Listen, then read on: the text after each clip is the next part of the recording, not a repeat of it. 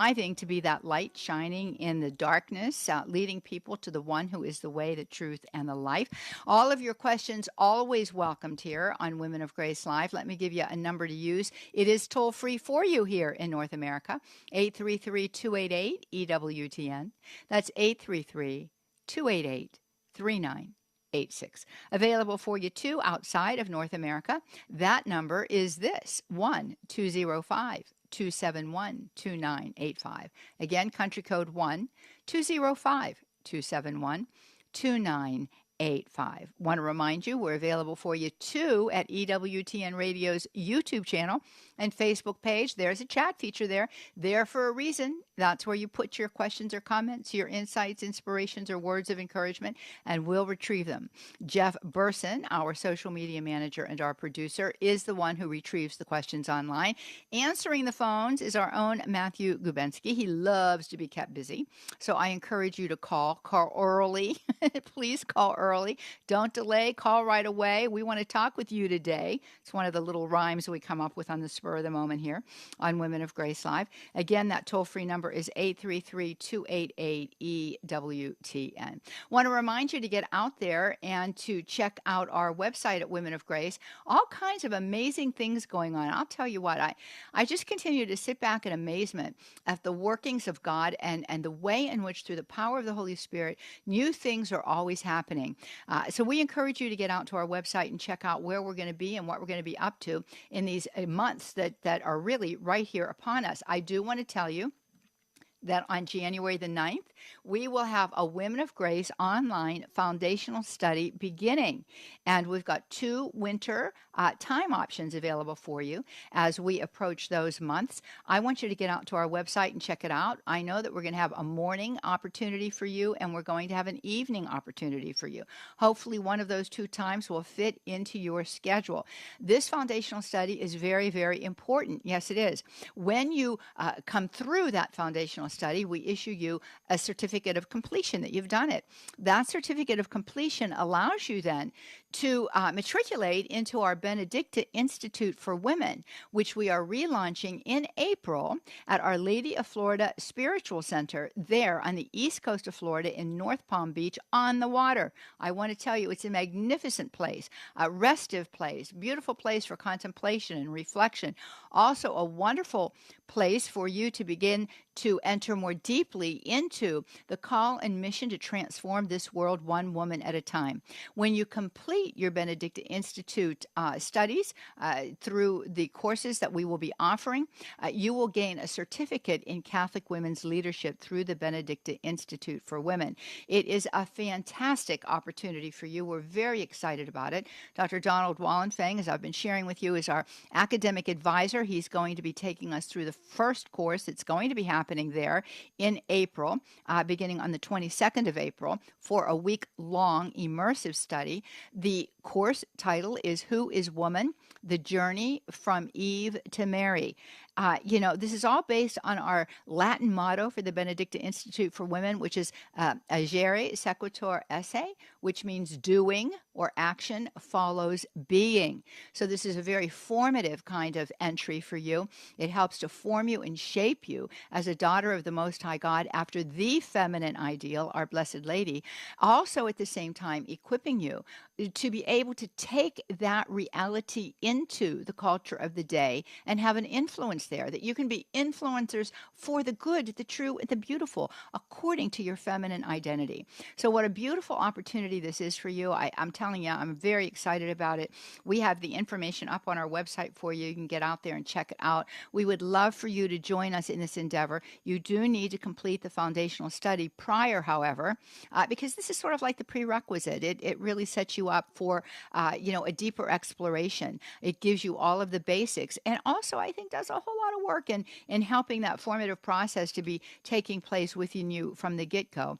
If you haven't taken the foundational study. These 2 online opportunities will meet that requirement. So you'll be all set, ready to go for April. So get on out there and check it out. Again, January 9th is when this opportunity for the online study is beginning. February 3rd, Jack and I are going to be at St. John the Evangelist Catholic Church there in Boca Raton, Florida, once again on the east coast of Florida. We're going to be doing a day, a marriage retreat day with you. Very excited about that. Thriving in marriage in a post-truth culture. That's the theme. Gracious. We know that a theme like that is a really important one to explore together. So we invite you to join us. You can register right online at our website. In addition to that, I'm going to be in State College, Pennsylvania. I can't wait. Going back to the stomping grounds of my alma mater. I mean, it's going to be so much fun. I'm going to be at Our Lady of Victory Catholic Church. Isn't that exciting? I just love that Catholic Church. Love its name, Our Lady of Victory. Remember that. Our Lady smites the head of the serpent. We are victorious in and through that smiting, because that smiting does what? Brings salvation into the world. Her fiat brings salvation into the world. And that is going to be on Saturday, February the 17th. Again, all of the details available for you at our website, womenofgrace.com. Going to be a lovely, lovely time, just saying. So we do want for you to show up and to join us for that. If you're in the State College area, Altoona area, Lewiston area, if you're there, if Pittsburgh is not all that far away, neither is Harrisburg. I mean, I know the area because I went to school with kids from all of those places, me from Pittsburgh. So, it's, what is it, 2-hour drive from Pittsburgh? It's not too far. All of that being said, come and join us for this day. It's going to be a beautiful opportunity for you. Well, I'm really pleased to tell you that we've got a very special guest with us today. I mentioned to you that Dr. Matthew Bunson is going to be our guest to our program today. And we're going to be talking about where we are in the world. What is the state of the church? What is the state of the culture? Where are we right now? We're going to try to get some good, solid footing because we need to know so that we can be those men and women of this our day and time who bring Jesus Christ to the world and the world to Jesus Christ. So he's going to be exploring some of the issues that we're facing currently, some that we have faced throughout 2023, how it is that we can get our heads straight to enter into 2024 to figure out what it is that we are called to do. I'm very excited to have him. You might know that he is the vice president and the editorial director for EWTN News, big position, wonderful opportunity for you to hear the news from a Catholic point of view. So all of the various outreaches through EWTN News are available for you just by going to EWTNnews.com. We're talking about Catholic News Agency. We're talking about National Catholic Register. We're talking about the programming that is available for you through EWTN News. So we invite you to check it all out there. Looking forward to being with you on the other side of the break. And Dr. Matthew Bunson, get those questions ready. Get them ready. Call us. Get them up on the board so we can address them. 833-288-EWTN. That's the toll-free number. Again, that's 833-288-3986. EWTN Radio's YouTube channel, Facebook page. It's there for you. Get on out there. Use that chat feature. Put in your question, comment, insight, inspiration, or word of encouragement. Jeff Burson will retrieve it and get it up. Matthew is going to answer the phones. And we're going to be right back. Stay with us right here on Women of Grace Live. I'm Johnnette Williams.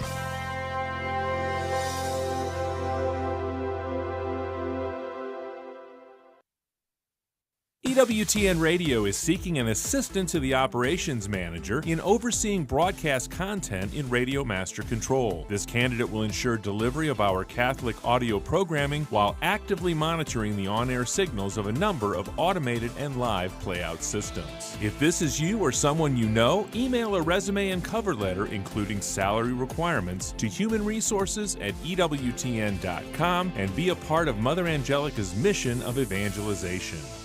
Speaking with Deacon has Deacon Harold Burke-Sivers and Mark Griffin discussing strategies that will empower us to announce the gospel of the Lord daily through our words and deeds. You can hear Speaking with Deacon as well as faith-filled podcasts from our friends and affiliates across the nation, all in one place, all free at EWTN Podcast Central. Visit EWTNradio.net/podcasts today.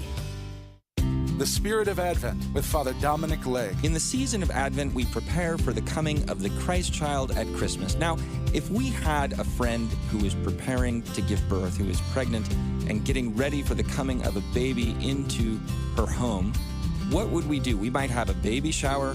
We might help to get the room ready. Do we need to do that with the Blessed Virgin Mary to help her give birth to the baby Jesus? Well, no, we don't. But we can give Mary the help of our preparations to bring Christ to birth in our lives. That's above all what she now wants to accomplish through her prayers in heaven. And one of the best ways to do this is to ask for her intercession by praying the Rosary. The Rosary is one of the most powerful prayers. Let's use that powerful prayer this Advent to get ready for the coming of the Christ child into our hearts. EWTN. Live truth. Live Catholic. Transforming the world one woman at a time.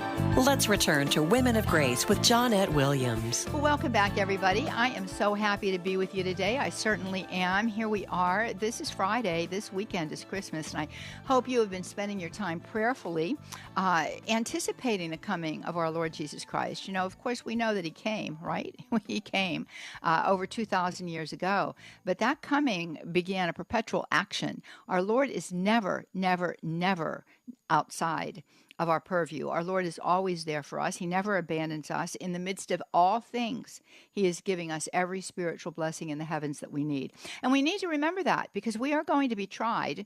We're going to be tried in this earthly pilgrimage of ours. We will be. We'll be tried personally. We'll be tried corporately. And as we take a little glance back at 2023, we've been tried through 2023, and we're ending the year, being tried once again. In so very many ways, by the culture, by situations that are happening within the church herself, within our own families, oftentimes, within our own places of business. The way in which we function in the world today is under attack.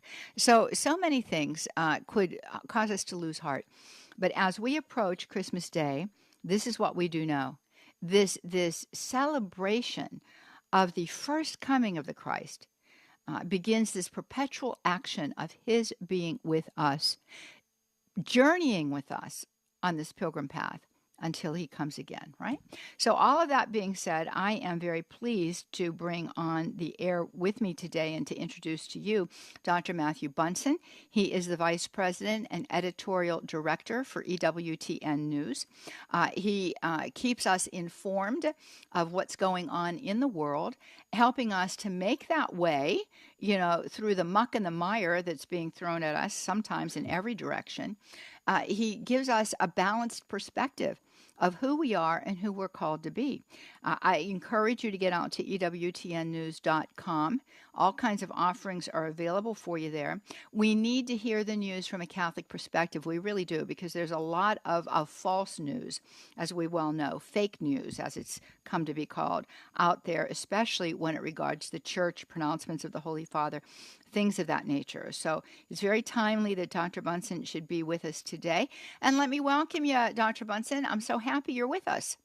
Oh, it is a privilege to be with you. This has become, I think, over the last years, an annual privilege for me to be a guest right at the end of the year with you, and to be able to look back and then also to look ahead. And there's a lot of interesting things that may be in the works in 2024 that we need to keep an eye on as a country, as a culture, but especially as a church. Yeah.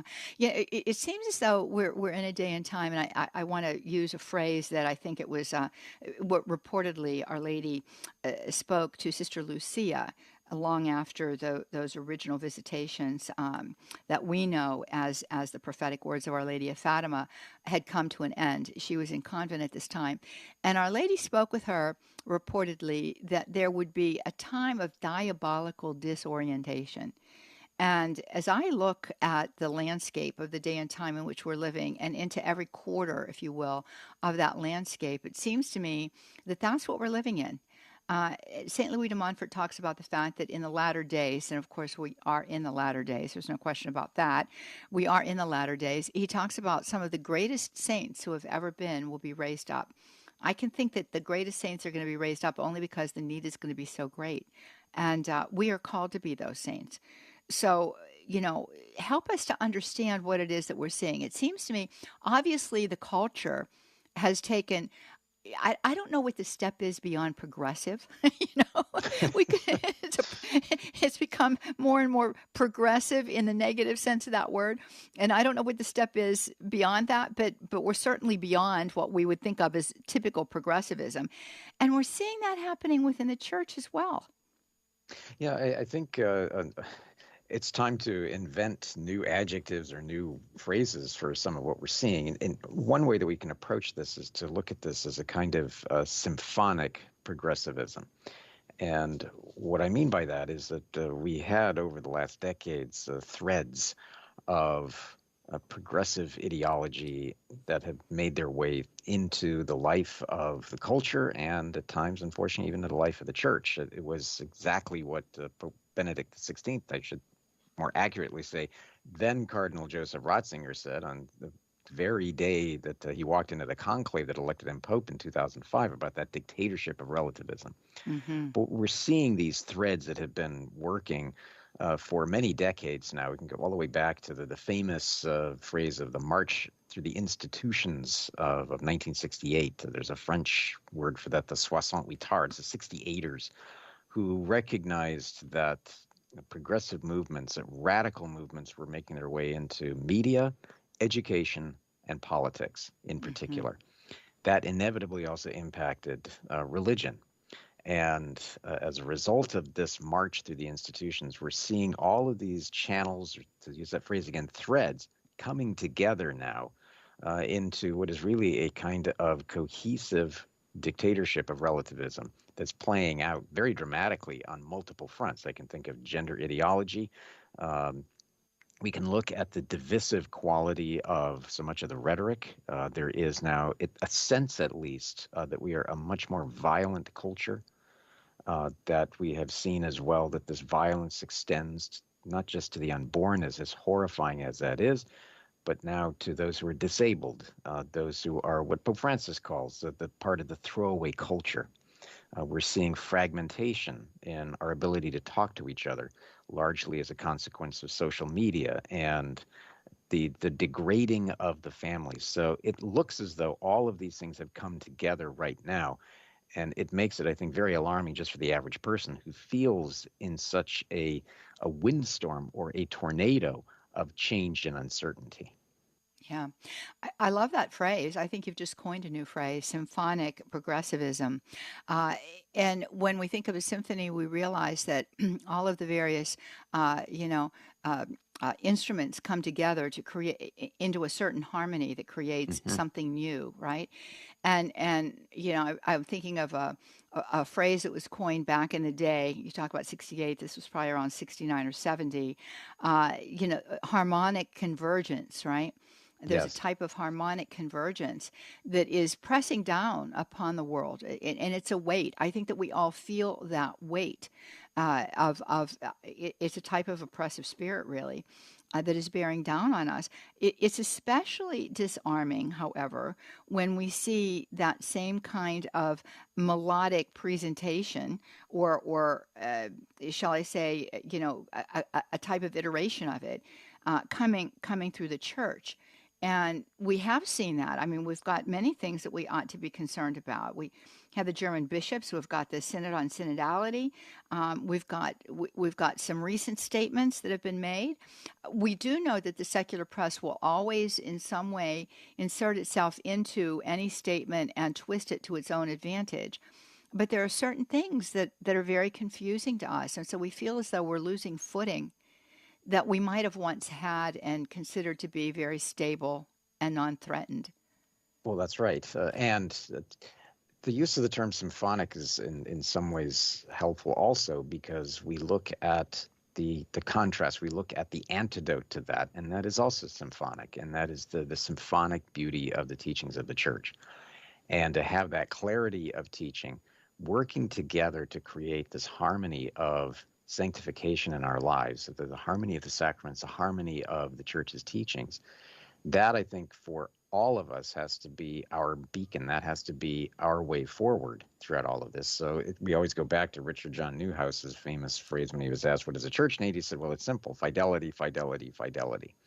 That the more we are faithful to the teachings of the church, the more successful we will be, but also the more we are called then to take that into the culture. That's difficult, as you note, because of the many different voices that are now all around us, this cacophony of voices and influences that we're seeing. And it's generational as well. When we look at the polling, we can see that the levels of religious inactivity are only increasing the younger the generations get. We're seeing as well an openness to things like anti-Semitism. The polling indicates that very clearly. These are very alarming trends, and we're seeing in them the direct influence of the culture, but where young people are also being influenced in the schools, where we have lost a sense of purpose, I think, in many ways. And we are turning so many of our schools, not all of them, but many of them, into basic indoctrination camps that really despise Christianity, that despise the Judeo-Christian patrimony, that despise the idea of the United States, for example, to particularize it to the U.S. But it's also stripping away the influence of family at the very time that we're seeing such massive numbers of divorce and fragmentation within a family life, and unfortunately within the church, even the domestic church. Used for great good, it can be used for great bad. We are called to use it for great good. I personally, and this is just a little thing about Women of Grace, we do use social media, but we're not on TikTok, and we're not on for that very reason, because I think that it certainly is a propaganda arm of the Chinese Communist Party. So we don't go or approach there. It's not saying that it can't be used for good. But, some things, I don't know, that we can waste a lot of effort trying to rehabilitate some things. Yes. Well, but you also, you remind me of something that we just marked an anniversary in 2023, and that is the anniversary of the promulgation of the Vatican II decree Inter Mirifica on the means of social communications, in which the council very prophetically, presciently, called on the church to use every possible means of social communications in order to improve culture, but more importantly, of course, to evangelize, to proclaim Jesus Christ and the unchanging teachings of the church. And we have succeeded in a lot of ways in doing it quite effectively over the years, over these last decades.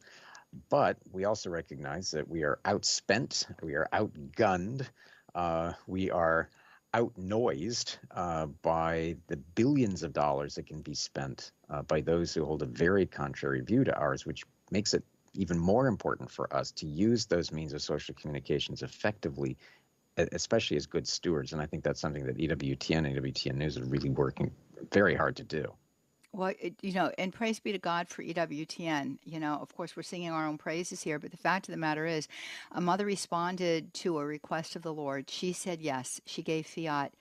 And fiat, when it's given with true intentionality of heart and an absolute sense of self-donative expression, as Mother had done and as EWTN, I think, continues to do, it's always fertilized. The Holy Spirit comes and new things happen.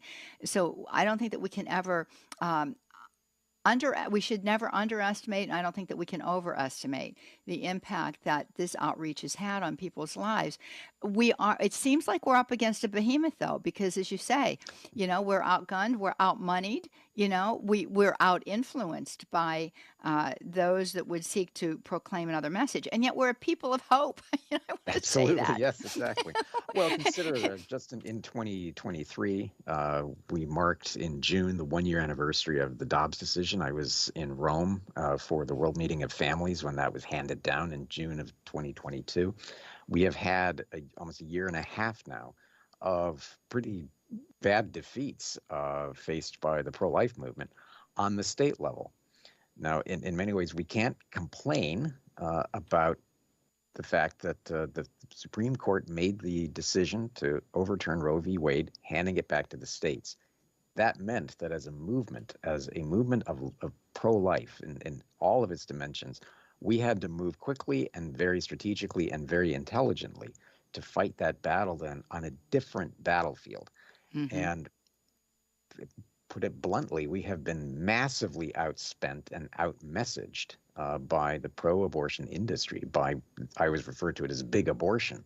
We've had supposedly big oil and all of this, but we have big abortion. And when you look at the amounts of money that are spent on these individual state-by-state campaigns in order to try to enshrine abortion, in some cases all the way up to birth in state constitutions, we have our work cut out for us. But at the same time, we can look back at the victory of Dobbs, the overturn of Roe v. Wade, that itself took decades, 50 years of labor on the part of the pro-life movement. It never gave up. And we have a shift in the strategic battlefield now, the battleground, the theater of operations, to stay with this military theme. That's work that we have to do, but we have no option. We have to do this, but we also have to do it very intelligently. Yeah, and very intentionally. I'm reminded of Father Emile Newbear. He's a favorite of mine, passed on, I think, right in the 60s at some point. I think it was 64. Could be off by a year or so there. But all of that being said, he was a priest of the Society of Mary, a brilliant man, really kind of put Mariology on the map with his doctoral thesis. And he talks about the fact that in one of his books, Queen of Militants, he talks about the fact that, and he wrote this right after the Second World War, right in 1945, I believe it was. He talks about the fact that it seems as though the enemy has everything on its side. This is a paraphrase here, right? And he says, and that is why our every step has to be intentional. It has to be an intentional step that's leading to the victory. And I think that that's what you're expressing there. Is that, the requirement for strategy changed markedly after the decision of the Supreme Court, but we have to be intentional. We have to know where we're headed, and we have to head there deliberately, and every step, and this is a direct quote, every step must count toward the victory. So we know who we are. God's raised us up for this moment in time, friends, and he's got a big, big, awesome, marvelous, holy duty that he is entrusting to each one of us, and that is to be the light shining in the darkness. It is to be very intentional about our own actions, about what we allow into the purview of our considerations, right? As soon as we begin to see ourselves veering to the left, as soon as we begin to see ourselves going to the left or the right of center, we know that we're in trouble. We know that it's temptation, the ordinary means by which the evil one tries to take us out. We have got to know what Holy Mother Church teaches, and I'd like to pick up on that when we come back, because I think that there's a lot of confusion, Matthew, and what does the church teach? How do we know what is official teaching of the church versus non-official teaching of the church? What is it that we hold on to in light of all of the proclamations that have been given in recent years, recent months? So that's where we're going to head. We want to hear from you, friends. 833-288-EWTN. It is Michael McCall on the phones today, by the way. 833-288-3986. Out there for you, too, at EWTN Radio's YouTube channel and Facebook page. Use the chat feature. We're coming right back with our guest, Dr. Matthew Bunson. Stay with us.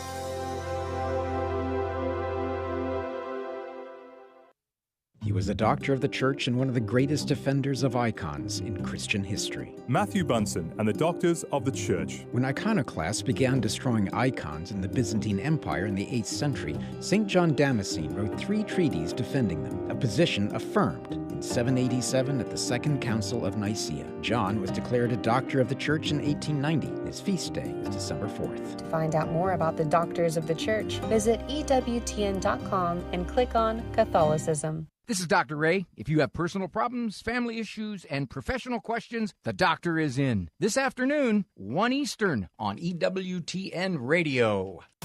This is Life Issues with Brad Mattis, president of Life Issues Institute. Our neighbor Dennis is a colorful individual, easy to like. His wife, the love of his life, died from cancer shortly before they celebrated their 50th wedding anniversary, not long before we moved into the neighborhood. We had him and the neighbors in for a Christmas open house. He saw our multiple Christmas trees and was reminded of his wife Laura and asked if he could bring some of her Christmas ornaments to our home. We were honored to say yes. Dennis knew we'd take care of his wife's keepsakes, and he cried while setting the bags down. We took the opportunity to invite him over Christmas Eve, but the holiday is still too painful and he instead stays home alone. Please pray for Dennis this Christmas Eve. Pray that he finds peace this Christmas. Follow us on social media at Life Issues Institute and stay informed, more informed than you've ever been. This is EWTN, Catholic Radio. Matt Swaim here. Join Anna Mitchell and me on the Sunrise Morning Show as we give you the latest news, weather, sports, and everything you need to bring your Catholic faith into your everyday life. Now back to Women of Grace with Johnnette Williams. Join in on the conversation. The Women of Grace phone lines are open. 1-833-288-EWTN, 1-833-288-3986. Welcome back, everybody. You are listening to Women of Grace Live. I am Johnnette Williams. You heard those numbers. We want you to call. We have Michael McCall on the phones today, and he is very eager to hear from you. He will take your questions and put them up, or your comments. Put them up for us. We'll be able to address them when we take your call, so we're eager to hear from you. 833-288-EWTN. That's 833-288-3986. That is a toll-free number for you, right here on EWTN Radio, brought to you by so many good affiliates. So we invite you to use that number. If you're outside of North America, the number for you to use is country code 1-205-271-2985. Available too out there in social media land. We invite you to check it out at EWTN Radio's YouTube channel and Facebook page. The chat feature is there for you. Yep, it is. We put your question, comment, insight, inspiration, word of encouragement in there, and we'll get it up on the board. Jeff Burson about the business of doing that for you. He's our social media manager and our producer. So our guest today is Dr. Matthew Bunson. He is the Vice President and Editorial Director for EWTN News. We're talking about, the challenges that we're facing, both within our society and our culture, as well as within the church today, as we take a retrospective glance back at 2023 and, planning, an entry of hope into 2024, which is going to be upon us very, very shortly here. Matthew, Anna Marie is out there. She says, St. Pope John Paul II said in 1976 that we are now in the last spiritual battle. She says 2023, we're in the thick of it. How do you respond? Well, I think one saving grace of knowing we're studying a lot of church history is we have lived through many, many dark eras, and I suspect we will in the future. We've had the great persecutions of the church by the Roman Empire. We had the shattering of Christendom by the Protestant revolt, the Protestant Reformation. We had the nightmare of the French Revolution. Then we had the isms of the late 19th and 20th centuries of communism and socialism. Now we're living through the era of relativism. And I think John Paul II, with his clarity, we were talking earlier about the symphonic quality of church teaching. I think John Paul II, I wouldn't call him our woodwind section or our tuba section, but he was one of the great articulators of the beauty of the faith, but also the clarity of it, of moral clarity above all things. When we read Evangelium Vitae, when we read Veritatis Splendor on the moral teachings of the church, something that I think many Catholics need to go back to. So I agree. I think that this is a time of great difficulty, of persecution for the church in the West through a kind of dry martyrdom, through social disabilities, through cultural change. But let's also remember that for hundreds of millions of Catholics and of Christians, this is also a time of red martyrdom, a time in which when you wake up in the morning, there is a real chance that you will either be arrested or suffer grievous bodily harm or even be killed simply because you are a Christian. And this is a reality that I think we also, as we look back on 23 and look into 24, that we have to be always cognizant of. Yeah, I'm thinking too that we saw what happened with those martyrdoms in the early church. And I guess, was it Irenaeus that said, you can help me out with that, who said, the blood of the martyrs is the seed of faith. Yeah. And that it's a very inclusive kind of statement in the terms that it doesn't specify blood martyrdom, though he might have been referring to that specifically, but it's all kinds of martyrdom. And we were talking about the fact that we are called to be that light shining in the darkness. And one of the ways in which we project that light, whether it's in a seen, very visible way or a hidden way, is by accepting the challenges that we're facing and the sufferings that we're facing in union with the passion, death, and resurrection of our Lord Jesus Christ, truly living out that beautiful passage that we read in Colossians chapter 1, verse 24, "For I make up in my own flesh what is lacking in the sufferings of Christ for the sake of his body, the church." Later on, Paul talks about the interior sufferings that he's experienced as well, But all of that being said, that is one of the ways in which we can participate in the positive. Yes. Well, and the quote in particular, I think, is from Tertullian. On the blood of the martyrs as a seed of the church. And I mention that because he was, in his time, one of the great apologists for the church in the traditional sense of that word.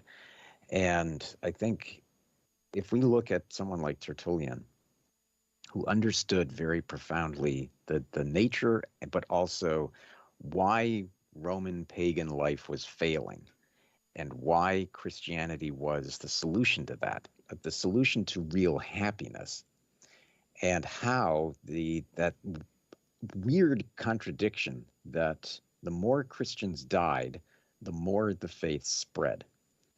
Why? Because what is the heart of the word martyr? It's witness. That Christians every day were giving this great witness. And in giving that witness, there were those in Roman culture who saw this in an age of disbelief, in an age of relativism, in an age of just almost complete cultural debauchery. And the key there, too, is the dignity of the human person. Mm-hmm. The church is this voice now. It is a profound witness for the dignity of the human person under so many horrifying circumstances in the modern world. And I think that's why we have to keep going back to the witness of the early church, because we are living, I am always reluctant to use the phrase that we're living in a kind of post-Christian world, because I don't think that's an accurate statement. But I think we are living in a very anti-Christian world that is very reminiscent, increasingly and disturbingly, of Roman pagan civilization, and not just Roman, but overall pagan civilization, which has the roots of its own destruction because it has so little interest or value for human life. Yeah. It's so very true what you're stating. I remember listening to a presentation that our chairman of the board, Michael Warsaw, made, and he said we're living in a post-truth culture. And yes, I think that there is a connection with that in terms of this dictatorship of relativism, because that's what relativism is. There's no known truth, right? Your truth is your truth. My truth is my truth. And that's what's led, that general mindset is what's led to so many of the cultural issues that we're seeing today. And that's why it's very confusing when we don't get that clarity that we need to hear from Holy Mother Church. So I do want to bring up something that I'm sure is in the minds of a lot of our listeners. And by the way, we want to hear from you today. 833-288-EWTN. That's 833-288-3986. This is your opportunity to talk with Dr. Matthew Bunson, to ask him questions. And he can give us the answers, I think, in a way that few can, because he has a true pulse on what is going on both within the culture of the day as well as within the general milieu of our church.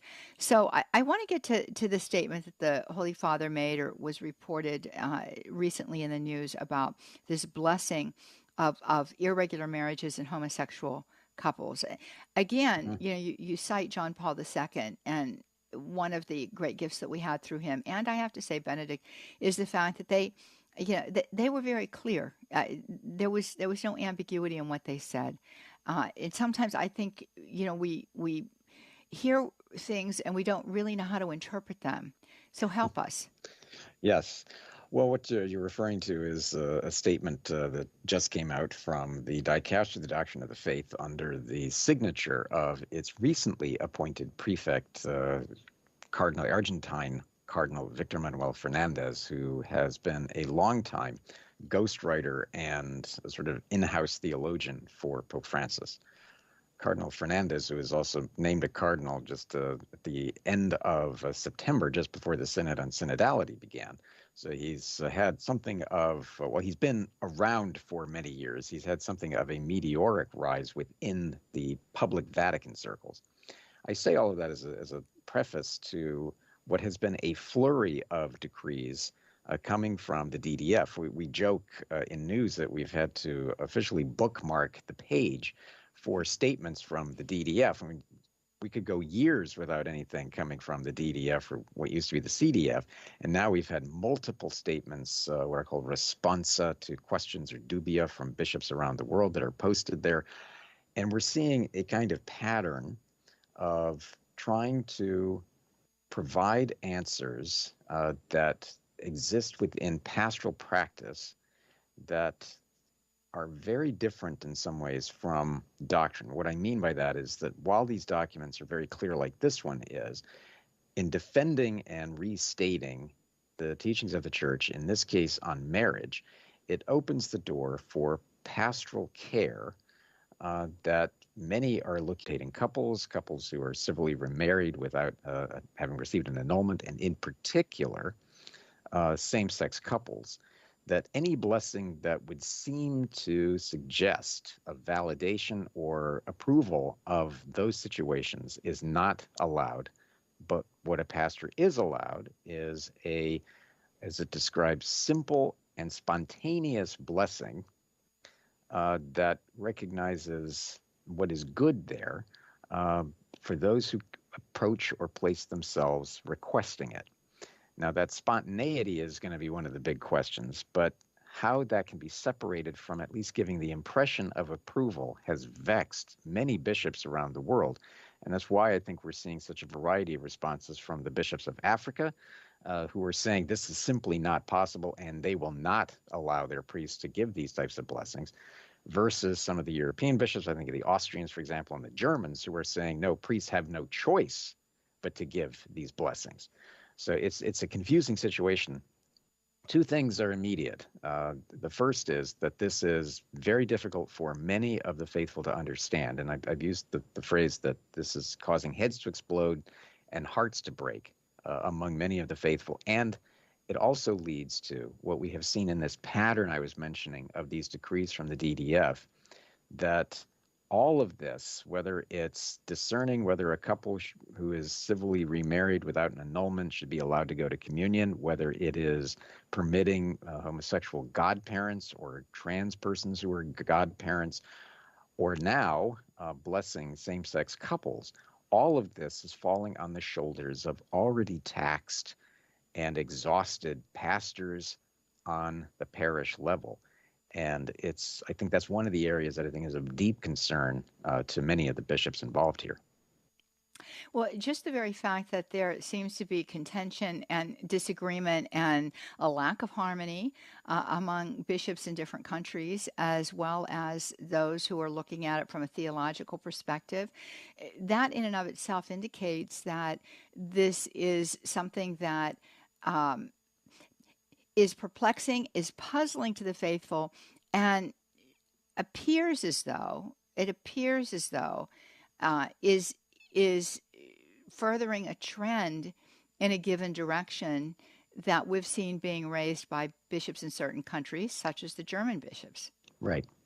Yeah, we are seeing in the immediate, within minutes of this decree being issued by the dicastery, that came as a huge surprise to bishops all over the world. I mean, I've talked to bishops who had literally no idea that this was coming. It just dropped, which itself was disorienting for a lot of them, and there was a mad scramble. I appreciated the fact that the USCCB, for example, was out of the gate very, very quickly with the statement trying to clarify what this is and what this isn't. But one of the things that we're seeing is that among these bishops, it's similar to two things. The way that the media has spun this, I'm calling this sort of who am I to judge 2.0, mm-hmm. where Pope Francis, very early on, in one of his first press conferences, talked about a priest who had been in a very difficult and sinful situation, who was able to get his life together and was able to do the penance and everything else. And Pope Francis said on a plane, this is obviously somebody who is engaged in inappropriate and homosexual activity. He said, if he has done his penance and everything else, who am I to judge at this point? That was taken completely out of context and became one of the, if you had T-shirts or mugs with famous lines from Pope Francis, especially that have been misinterpreted, misapplied, and deliberately lied about, that's that one.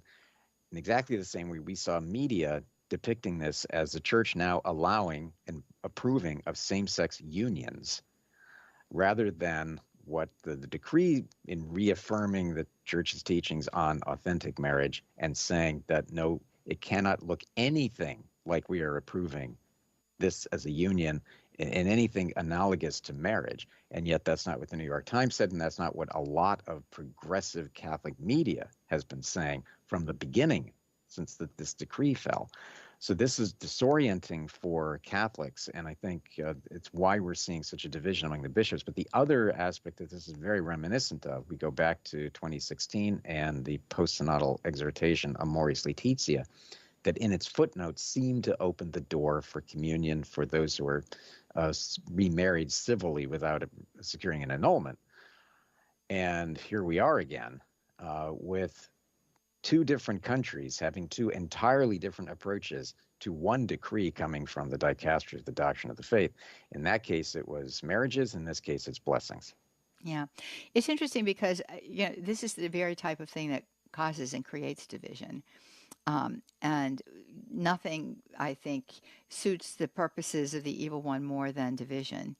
And so this just exacerbates already existing problems and situations. And I guess my bottom question would be, as a layperson, like, well, what is the purpose of this, and why is this necessary, and why are we doing this?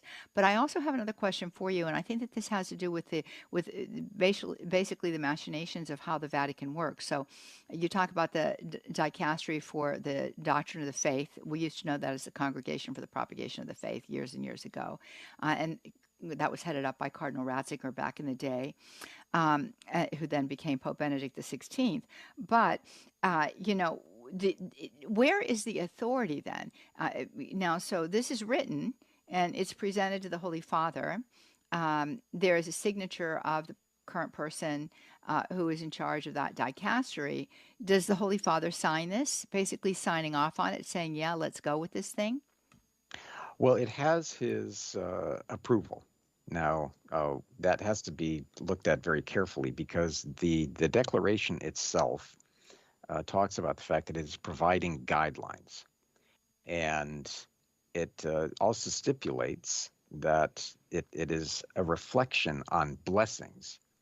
And it is intended to provide, as the Cardinal Fernandez himself makes note, guidelines for pastors. Now, the point he's making, I think, is that he is not planning to reflect any further on this, as he's saying that he considers that the blessings of same-sex couples provided in this declaration is sufficient, he says, to guide the prudent and fatherly discernment of ordained ministers. So he's saying that basically, he goes on to say there will be no further response that should be expected about possible ways to regulate details or practicalities. That is being left up to very clearly to the pastors themselves. And that's, I think, is why we're seeing such a dazzlingly wide variety of responses to this. Now, that, I think, is his intent, because what he's trying to do here, I will say charitably, is to allow pastors that latitude, that discernment in on-the-ground situations. Now, for many, that is all that is going to do is to create significant confusion. And that's why we're seeing so many of the varied responses that we are. I would point in particular to the one from various British priests who are up in arms about this, that you've got about 500 British priests who have expressed real unhappiness with this, that it is practically almost impossible to apply, but he's giving them the latitude to do so. Now, the other question is going to be if a priest is presented or receives suddenly in front of himself after Mass, a couple demanding a blessing, and the priest knows that this is a situation that is going to place him in real pastoral problem and moral problem, and he acts on his conscience. Is that going to create problems with his own bishop? That's one of the questions I think they were going to be teasing out. So I suspect that despite the hopes of the prefect, Cardinal Fernandez, that this is the last word, something tells me he's going to be receiving a flurry of emails and letters and questions, dubia, from all over the world about how far this can actually go and what the official weight is of this decree. Yeah, and I guess maybe that was my next question for you, Matthew, is that, is something like this, what is the difference? We talked about the beauty and the wonder of that catena of faith, that chain, unbreakable chain. Do documents like this factor into that? This isn't an ex cathedra kind of a statement, but does it factor into the deposit of the faith in some way? Well, we have to be careful because he goes to some lengths in this to stress about the weight of this, that this is a declaration, but I think it's unclear as to what weight he wants this to have. He meaning Fernandez or the Holy Father? Fernandez, and the Holy Father gave his approval to this, but the sheer ambiguity of the language creates problems of implementation. Right. Exactly. And I mean, obviously we understand, I just want to reiterate this, we understand that for people who really suffer an affliction known as same-sex attraction, it's a matter of the soul. It's a very serious malady of the soul that it can be very difficult. And of course, we want to welcome every individual into the arms of Holy Mother Church, but according to that which is true, good, and beautiful, which we know to be virtue. And of course, the virtue we're all called to practice is chastity. So the question remains with regard to what is the intention of the person and how does the priest interpret that. Well, Matthew, it's been great having you. I think that we probably need to do this on more of a quarterly basis at the very minimum. That might not be a bad idea. There's a lot coming in 24. Truly. Well, listen, you and your beautiful wife, Bonnie, have a very happy and blessed Christmas. And I want to wish the same to all of you. Have a very happy, blessed, holy Christmas and a good welcome to the new year. Until we have that opportunity to be together in 2024, may the abundant life of our Lord Jesus Christ be yours, and may God richly bless you. Bye-bye now.